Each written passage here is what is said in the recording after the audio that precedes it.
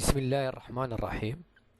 L'objectif de cette science est de connaître et utiliser les propriétés relatives aux angles formés par deux parallèles et inséquentes et leurs réciproques. Par exemple, on prend ici l'angle alterne interne. La propriété 1. Si deux angles alternes internes, par exemple ici l'angle bleu et l'angle ongeant, ces deux angles alternes internes sont formés par deux droites parallèles coupées par une séquente, alors ces deux angles sont égaux. Par exemple, on a D et D' sont deux droites parallèles et delta la séquente de D et D'. Alors, D et D' coupés par la séquente delta forment deux angles alternes internes de même mesure. On dit aussi que D et D' coupés par la séquence delta déterminent deux angles alternes internes de même mesure. On considère par exemple ici les droites BE et CF sont parallèles. BE et CF sont parallèles. La droite GH coupe BE en A et CF en D. Déterminer la mesure de l'angle ADF. L'angle ADF. Déduire la mesure de l'angle CDA. Donc, pour calculer la mesure de l'angle ADF, on applique la propriété suivante. Ces deux angles alternes sont formés par deux droites parallèles. On a, par exemple ici, BADI ADF sont deux angles alternes. D'un part, on a BAE et ADF sont deux angles alternes internes. D'autre part, on a les deux droites BE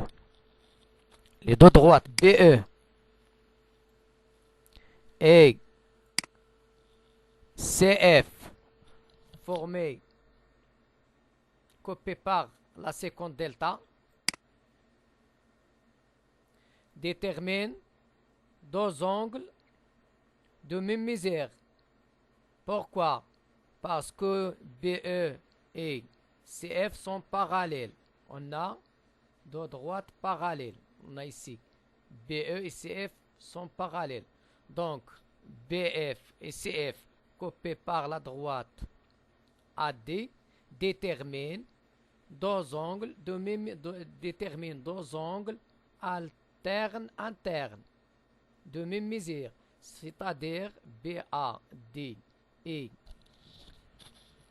ADF sont de même mesure. Donc on déduit que ADF est égal BAD est égal 158.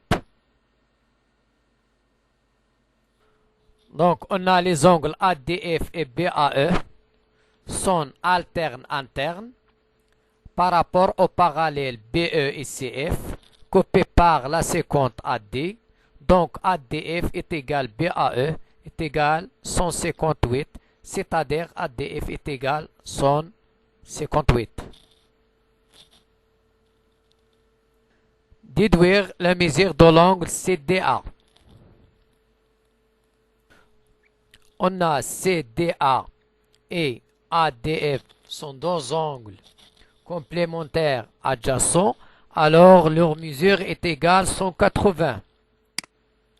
Donc on déduit que CDA est égal 180 moins la mesure de l'angle ADF moins 158. On trouve donc CDA est égal 150. Non, on rectifie ici.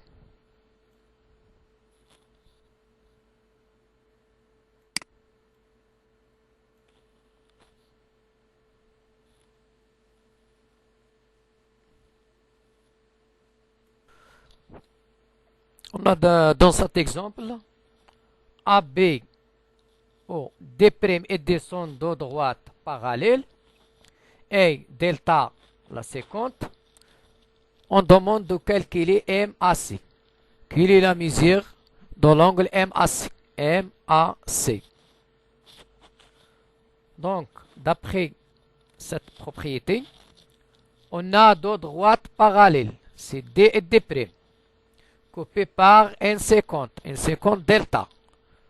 Donc, on déduit quoi? On déduit que les angles MAC et ECA sont de même mesure, car on a MAC et ECA sont deux angles alternes.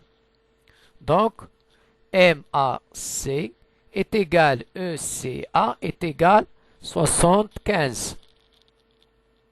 Donc, on écrit, on a MAC et ECA sont deux angles alternes formés par deux droites D' et D coupées par la séquente delta. Alors, MAC est égal ECA, donc on déduit que MAC est égal 75.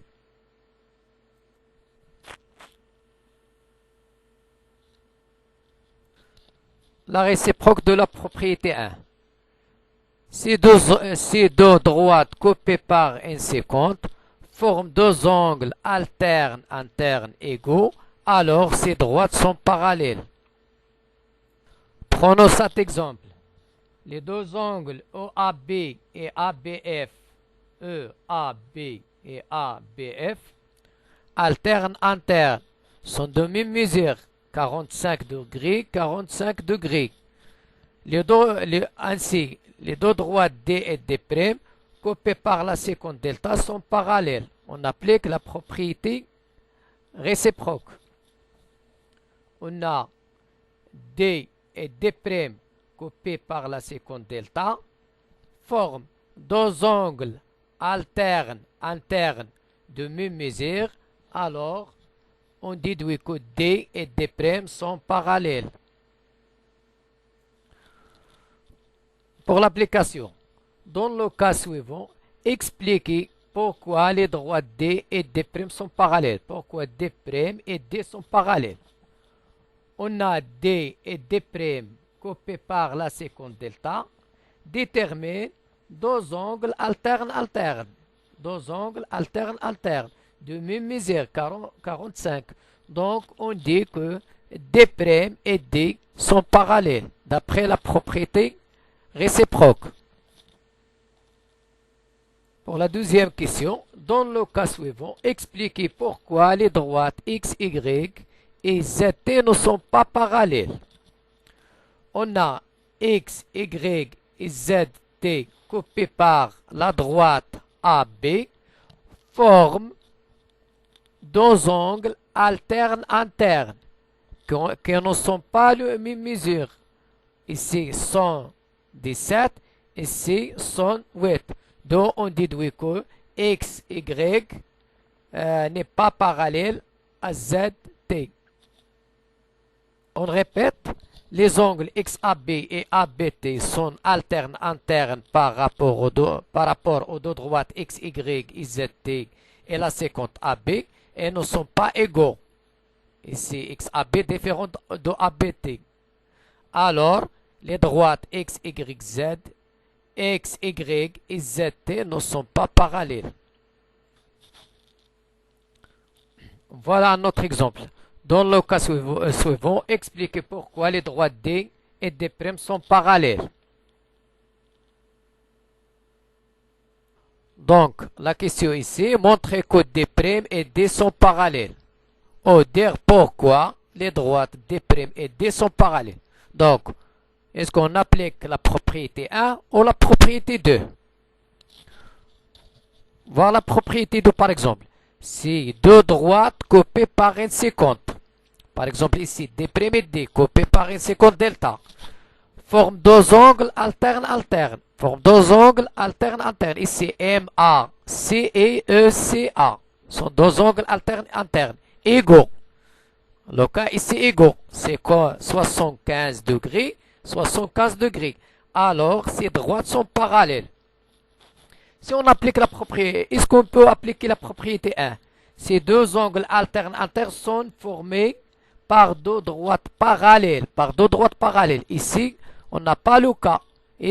On a ici dit pourquoi D' et D parallèles. Donc, on ne peut pas appliquer la première propriété. Deux droites parallèles coupées par un séquence, alors ces deux angles sont égaux. On a, d'après les données ici, on donne MAC est égal ECA. Donc, on applique la deuxième propriété, la propriété réciproque de 1.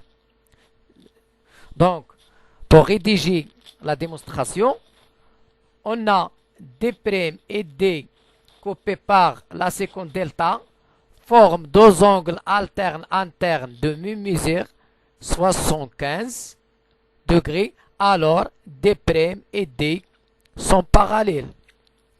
Donc, on cite les données, puis on fait la conclusion.